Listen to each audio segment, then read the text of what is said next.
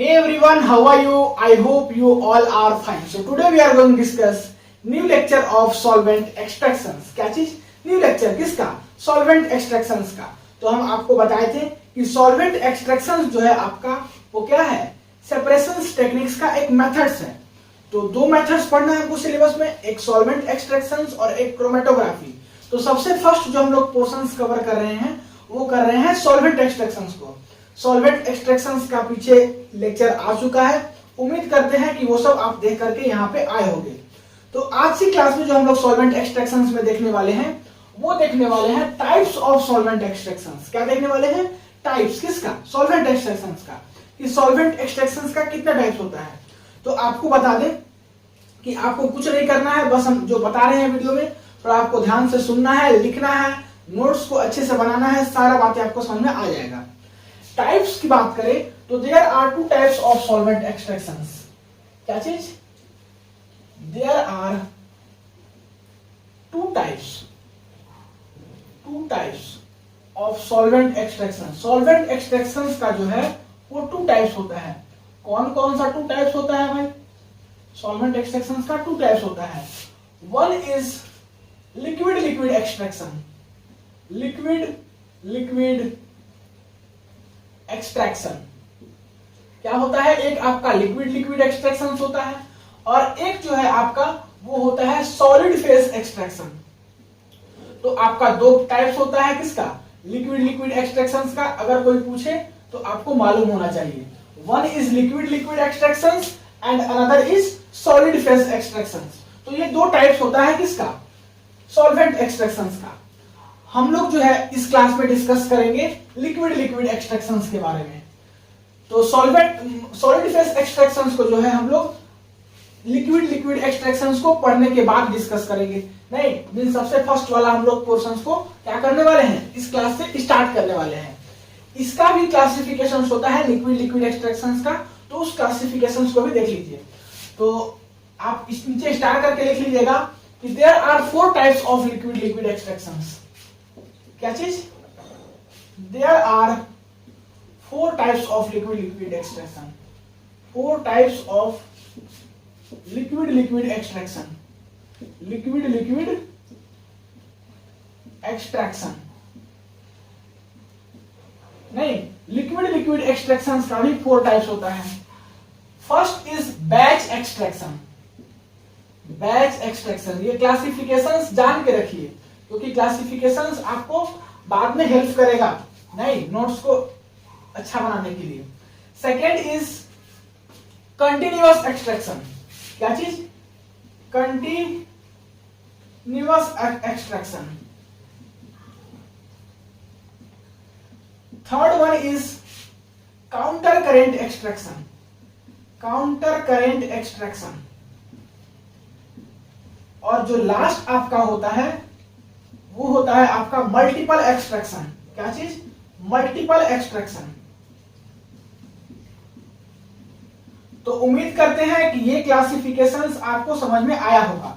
एक बार हम रिकैप दे देते हैं। हम बोले कि सॉल्वेंट एक्सट्रैक्शंस का टाइप्स कितना होता है? टू टाइप्स होता है। One is liquid extractions and another is solid phase extractions. तो दोनों टाइप्स आपको मालूम चल गया। अब हम बोले कि इसमें हम लोग को इस क्लास में पढ़ना है लिक्विड एक्सट्रैक्शंस के बारे में।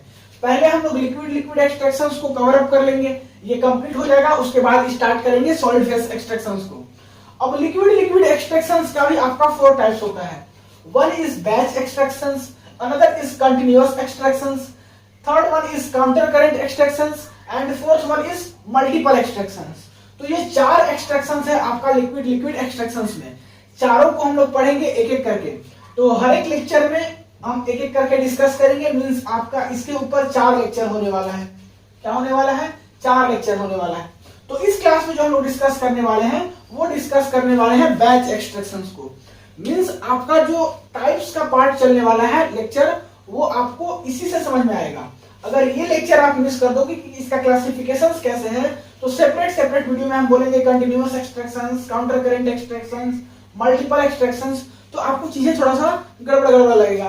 तो आपको ये चीजें आपको कंफर्मेशन पहले कर लेना है कि क्या होता है सॉल्वेंट एक्सट्रैक्शंस का टाइप्स और उसके बाद फिर लिक्विड एक्सट्रैक्शंस का कितना टाइप्स होता है। ठीक है, तो चलिए अब हम लोग स्टार्ट करते हैं बैच एक्सट्रैक्शंस, एक एक करके डिस्कस करेंगे।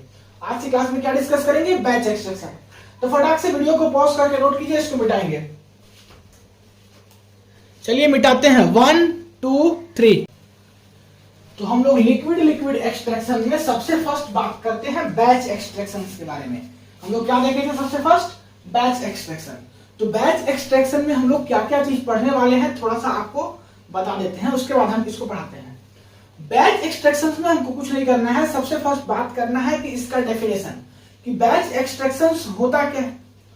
उसके बाद फिर आपको देखना है इसका प्रोसीड्यूर, इसका प्रोसेस क्या है, बैच एक्सट्रैक्शन करने का प्रोसेस क्या है। उसके बाद फिर आपको इसका देखना है फॉर्मूला, नहीं, और इसके पीछे एक आध न्यूमेरिकल लगा देना है बस। जो फॉर्मूला हम आपको बताएंगे उसी फॉर्मूला को यूज करके कुछ हम डाटा देंगे, उसी डाटा को वैल्यू को पुट करके आपको एक न्यूमेरिकल लगा देना है, जिससे कि आपका कॉन्सेप्ट क्लियर हो जाए। तो सबसे फर्स्ट बात करते हैं इसका डेफिनेशन, कि बैच एक्सट्रैक्शन होता क्या है। देखिए सिंपली बता दें कि बैच एक्सट्रैक्शन जो है वो क्या है, एक लिक्विड टाइप का एक्सट्रैक्शन का पार्ट है। मींस लिक्विड एक्सट्रैक्शन का एक टाइप है, उसका एक पार्ट है बैच एक्सट्रैक्शन, जिसमें कि हम लोग क्या करते हैं, दो सॉल्वेंट की हेल्प से सॉल्यूट को क्या करते हैं, सेपरेट करते हैं। और ये कब होता है? जब डिस्ट्रीब्यूशन रेशियो या डिस्ट्रीब्यूशन कोएफिशिएंट लार्ज होता है, ज्यादा होता है।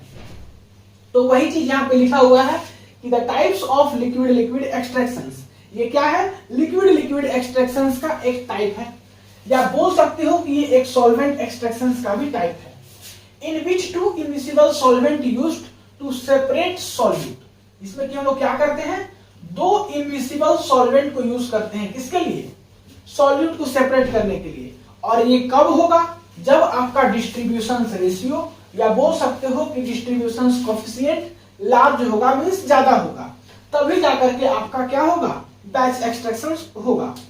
अब हम लोग बात करते हैं इसका प्रोसीड्यूर, इसका क्या प्रोसेस है इसको करने का, बैच एक्सट्रैक्शन करने का क्या प्रोसेस है। तो वो चीज यहाँ पे लिखा हुआ है, लेकिन लिखा हुआ है वो ज्यादा आपका क्लियरिटी कब होगा, जब आप इसको समझ लीजिएगा। तो आप थोड़ा सा 2 मिनट इधर आइए, और आपको हम एक डायग्राम्स के थ्रू बता रहे हैं कि कैसे हम लोग करते हैं इसके प्रोसेस को। तो कुछ नहीं करना है, जैसे हम लोग लेते थे सेपरेटिंग फनल, वैसे ही आपको क्या लेना है, एक सेपरेटिंग फनल लेना है। सेपरेटिंग फनल कैसा होता है आपको तो मालूम ही है, नहीं? पहले से हम आपको सेपरेटिंग फनल का दिखाते आ रहे हैं डायग्राम। सेपरेटिंग फनल जो है आपका कुछ होता है ऐसा, ये है आपका सेपरेटिंग फनल, ठीक है? ये है आपका सेपरेटिंग फनल, कुछ ऐसा होता है।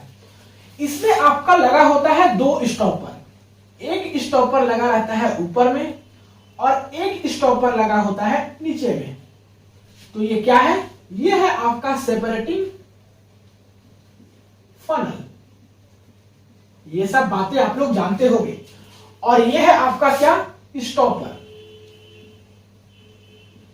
ये भी आपका स्टॉपर है, और ये जो स्टॉपर होता है वो आपका होता है मूवेबल।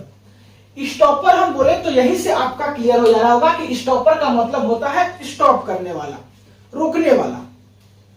तो होता क्या है कि एक लगा होता है स्टॉपर ऊपर में और एक लगा रहता है नीचे में। इसमें हम लोग क्या करते हैं कि सॉल्वेंट को ऐड करते हैं।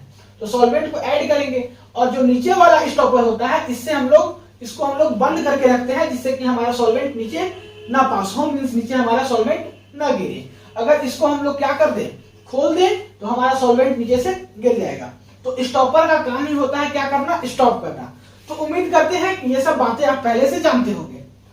अब हमको क्या करना है बैच एक्सट्रैक्शन में, कि 2 इमिसिबल सॉल्वेंट को लेना है, जिससे हमको क्या करना है, सॉल्यूट के पार्टिकल्स को सेपरेट करना है। यही मेरा एम है बैच एक्सट्रैक्शन में। तो हम लोग क्या करेंगे कि नीचे में एक लेयर लेंगे। किसका लेयर लेंगे? सॉल्वेंट का लेयर लेंगे। ये है आपका सॉल्वेंट का लेयर, और लेट अस सपोज ये है आपका सॉल्वेंट 1। क्या है? सॉल्वेंट नंबर 1 है ये। अब सॉल्वेंट 1 जो है, इसी में हम लोग रखते हैं सॉल्यूट पार्टिकल्स को, जिसको कि हमको क्या करना है, सेपरेट करना है। इसको हम लोग दिखाते हैं डॉट से। सपोज कि ये है आपका सॉलिड पार्टिकल्स, इसमें है सॉल्वेंट 1 में, इसी में हमको रखना है सॉलिड पार्टिकल्स को। एक और हमको लेयर लेना है किसका, सॉल्वेंट का। तो सेकेंड लेयर हम ले लेते हैं, ये है आपका जो रेड वाला, रेड डॉट से दिखा रहे हैं, ये आपका है सॉल्वेंट लेयर। ये है आपका सपोज कि सॉल्वेंट 2 है, क्या है, सॉल्वेंट 2 है। तो सॉल्वेंट 1 और सॉल्वेंट 2 आपस में क्या होना चाहिए, इमिसिबल होना चाहिए, तभी जाकर के ये बैच एक्सट्रैक्शन शो करेगा। तो होता यहां पे क्या है, ये जो सॉल्यूट पार्टिकल्स है जिसको कि हम डॉट से दिखाए हैं, ये नीचे से ऊपर की ओर क्या करता है, चला जाता है, नहीं, नीचे से ऊपर की ओर चला जाता है। और जब सॉल्यूट पार्टिकल्स नीचे से ऊपर की ओर जाएगा, मींस एक लेयर से दूसरा लेयर की ओर जाएगा, तो इसको हम लोग इजीली सेपरेट कर सकते हैं। जनरली यहाँ पे नीचे जो होता है वो एक्वस लेयर होता है और ऊपर में जो होता है वो ऑर्गेनिक लेयर होता है, ठीक है, और दोनों आपस में इमिसिबल। तो देखिए इसको हम लोग फर्दर एक बार रिकैप कर देते हैं, अच्छा से ध्यान से सुनिएगा।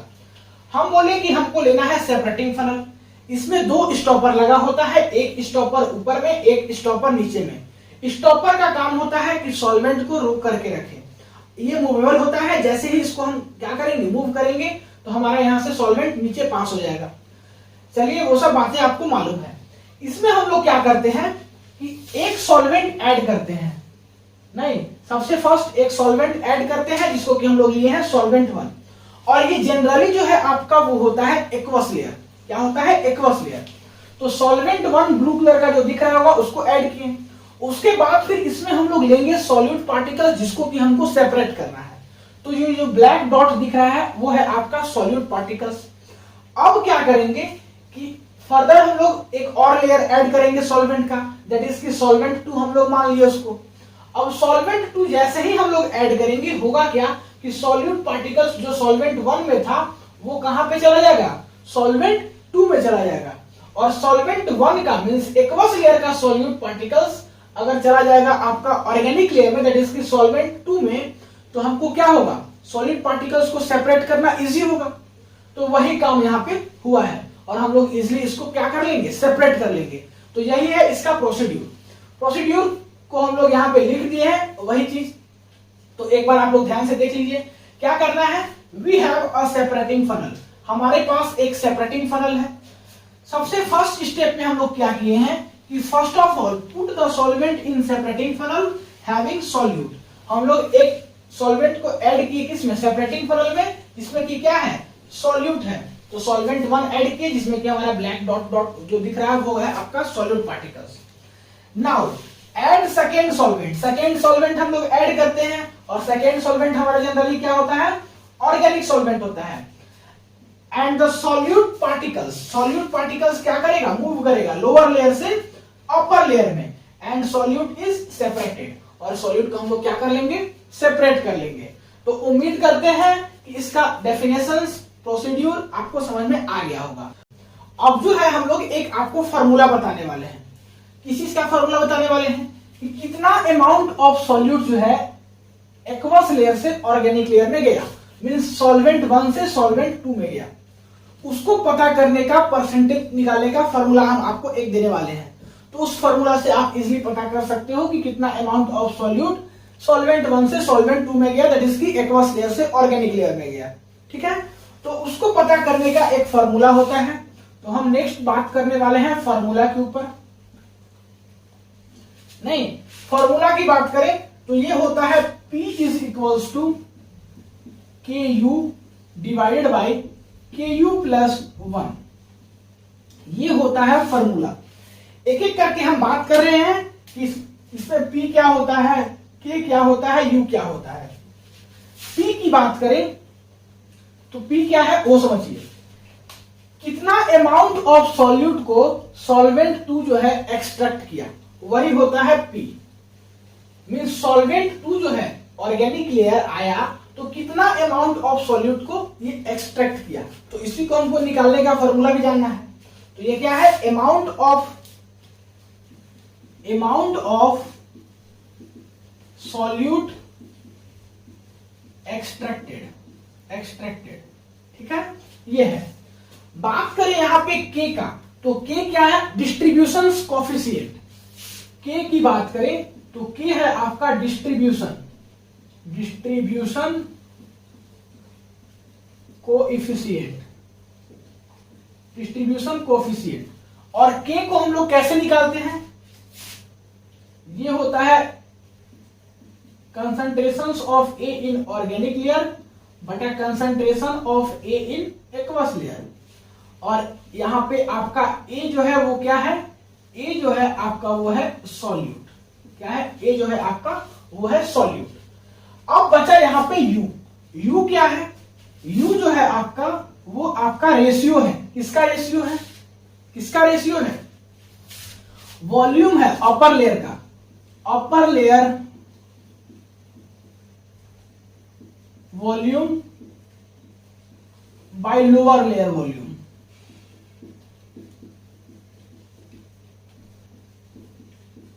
यू क्या है, रेशियो है किसका, अपर लेयर का वॉल्यूम और लोअर लेयर का वॉल्यूम का। तो इसको हम लोग दिखाते हैं यूपी बाई यूएल से। तो न्यूमेरिकल बनाने टाइम ये यूपी यूएल का कॉन्सेप्ट आपको ज्यादा क्लियर होगा।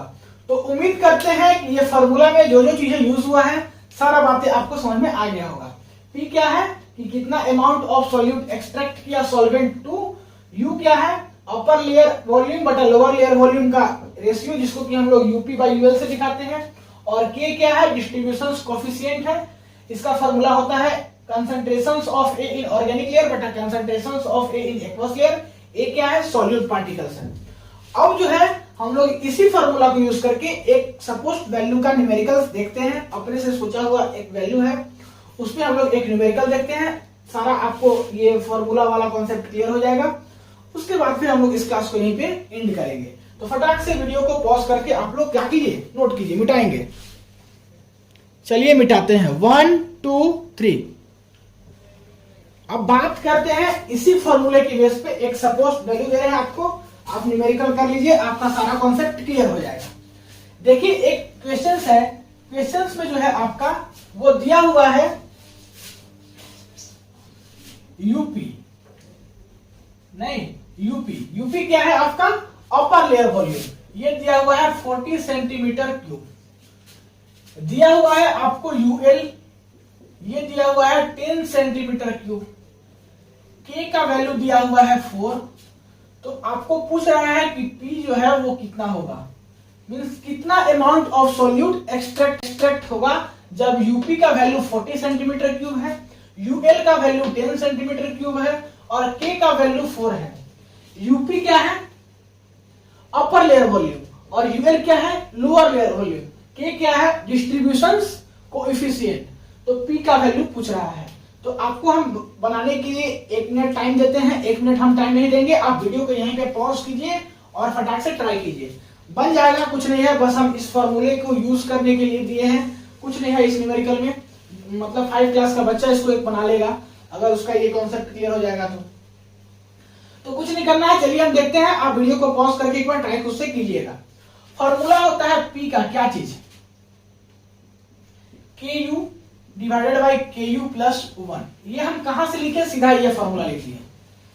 अब देखिए हमको यहां से के का वैल्यू तो पता है कि दिया हुआ है 4, यू निकालना है। तो यू कैसे निकलेगा, यू जो है आपका हम बताएं कि रेशियो होता है अपर लेयर बटा लोअर लेयर का। तो यूपी बाई यूएल होता है यू। अब यूपी दिया हुआ है 40, यूएल दिया हुआ है 10। तो यहां से पता चल गया कि यू का वैल्यू कितना आया 4, यू का भी वैल्यू 4 और के का भी वैल्यू 4। अब हमको पी निकालना क्या मुश्किल होगा, कुछ नहीं है। पी इज इक्वल टू क्या होगा, के कितना है 4 है, यू का वैल्यू कितना आया 4, ठीक। फिर यहाँ पे देखिए के कितना है 4 है, यू का वैल्यू कितना आया 4 और यहाँ पे प्लस 1। तो इधर 4 इंटू 4 16 और 4 इंटू 4 प्लस 1 17। अब हम लोग क्या करेंगे कि 16/17 आया। अगर हमको परसेंटेज में निकालना होगा पी को तो कुछ नहीं करना होगा, 16/17 है, इसको 100 से क्या करना होगा मल्टीप्लाई कर देना होगा। तो 100 से मल्टीप्लाई कीजिएगा तो अप्रोक्सीमेट हमारे ख्याल से 95% आता है। तो 95% सॉल्यूट पार्टिकल्स जो है आपका एक्सट्रैक्ट हुआ। कितना सॉलिड पार्टिकल्स नीचे से ऊपर गया 95%। तो कितना जाता है उसको निकालने के लिए आपका यही फॉर्मूला है। अब जो है हम एक छोटा सा चीज बात करने वाले हैं, डिपेंडेंस। इसके ऊपर डिपेंडेंस के ऊपर हम डेफिनेशन जब बता रहे थे सॉरी, तो वहां पे बात किए थे कि डिपेंडेंस जो है, सॉरी डिस्ट्रीब्यूशन कोफिशिएंट जो है या डिस्ट्रीब्यूशन रेशियो जो है, जब लार्ज होगा तब जाकर के बैच एक्सट्रैक्शन इजिली होगा। तो इसका डिपेंडेंस की बात करें तो डी होता है। अब ये यहाँ पे दो केस होगा, अगर आपका डिस्ट्रीब्यूशन कोफिशिएंट ज्यादा होगा और एक केस में डिस्ट्रीब्यूशन कोफिशिएंट आपका नॉर्मल होगा, या तो फिर कह सकते हो कि कम होगा। तो डिस्ट्रीब्यूशन कोफिशिएंट अगर ज्यादा होगा तो वन एक्सट्रैक्शन इनफ है, वन एक्सट्रैक्शन इनफ है। और अगर डिस्ट्रीब्यूशन कोफिशिएंट कम होगा या नॉर्मल होगा तो आपका मल्टीपल एक्सट्रैक्शन कराना होगा, मल्टीपल एक्सट्रैक्शन कराना होगा। अब इस बातों को थोड़ा सा ध्यान से समझिए। डिस्ट्रीब्यूशन कोफिशिएंट ज्यादा तो आपको एक बार एक्सट्रैक्शन कराइएगा तो आपका सारा का सारा solid particles, maximum solid particles separate हो जाएगा। लेकिन अगर डिस्ट्रीब्यूशन कोफिशिएंट कम होगा या नॉर्मल होगा तो इसी को आपको, इसी प्रोसेस को, मींस बैच एक्सट्रैक्शन के प्रोसेस को आपको 2 बार हो सकता है, 3 बार, कभी कभी 5-6 बार भी, 10 बार भी कराना पड़ सकता है। तो इस एक्सट्रैक्शन को बहुत बार कराना पड़ सकता है जब आपका डिस्ट्रीब्यूशन कोफिशिएंट कम होगा। तो यही है आपका डिपेंडेंस। तो उम्मीद करते हैं कि बैच एक्सट्रैक्शन सारा बातें आपको क्लियर हो गया होगा। मिलते हैं अगले क्लास में, इसमें कि हम लोग क्या डिस्कस करेंगे, कंटीन्यूअस एक्सट्रैक्शन के बारे में। तो वीडियो को पॉज कीजिए, पॉज करके नोट कर लीजिए। उम्मीद करते हैं सारा बात समझ में आ गया होगा। नहीं आया होगा तो एक बार चाचा के साथ करके देख लीजिएगा, और हो सकता है कभी कभी समझ नहीं आता, इसका कोई अगर उदाहरण नहीं आता है, एक बार आप उसको और देखें।